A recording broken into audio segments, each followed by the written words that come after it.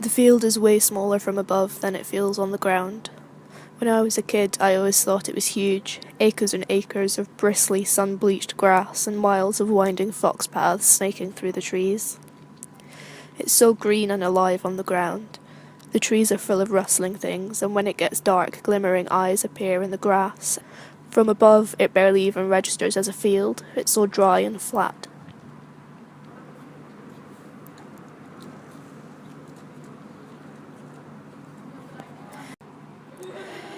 In the middle of the field is a small orchard which only ever grows gnarled acid apples and woolly cobwebs.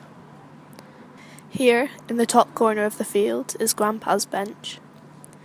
It looks out over the edge of the cliff through a lace veil of branches and is perfectly positioned for you to watch the sun unfurl over the sea in the evening, when everything is awash with rose.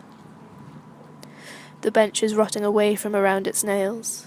There's something arcane about it. The other side of the orchard from the bench is where the path to the beach begins. There's a patch of the woods there that's mottled with badger dens, and you risk the gravel sliding away from under you into one of those dark caverns. You have to thread yourself through an eye in the barbed wire fence to get into the next field. As far as I know, we're the only people to use this route down to the beach. The path is faint, really just a spot where the grass is more trodden down. There's 90 years worth of trips to the beach right there. Almost a century of family history recorded by a satellite's indifferent eye. A part of the landscape, a fox path, an orchard, a rotting bench. All the green in the second field is thistles. In the summer the flower spikes and long grasses are engorged with butterflies. You always come out of there with swollen scratches on your legs. At the edge of the woods there's a completely immovable 5-bar gate.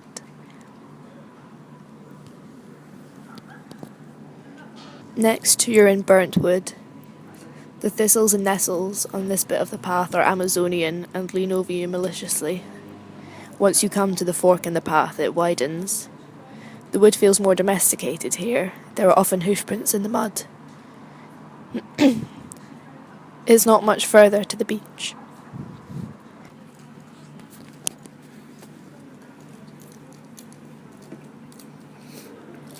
The beach is deserted. The nearest signs of life are the distant freight ships and muffled whistles and pops from the military firing range to the south. The smoke from factories on the opposite coast sits wetly over the skyline, and the beach is heavy with clay. You assemble the chalky rocks you find into a circle, build a fire. The stones split cleanly with the heat, like snapping twigs. All the driftwood on the beach is white and skeletal. There are anemic-looking trees washed up that could be a giant's femur. Further to the north is a spot on the beach that can be reached by scrambling down the cliff. A couple of summers ago, me and Mum climbed down to the beach that way. We tied our clothes up in a bin bag, attached it to a salvaged buoy, and swam the length of the beach, dragging it behind us. The water here is opaque and cottony because of the clay. When you step out of the sea, you're left with a soft film of chalk on your skin that gathers around your bramble scratches and nettle stings like a swarm of ghostly flies. The beach looks brown and mucky from above.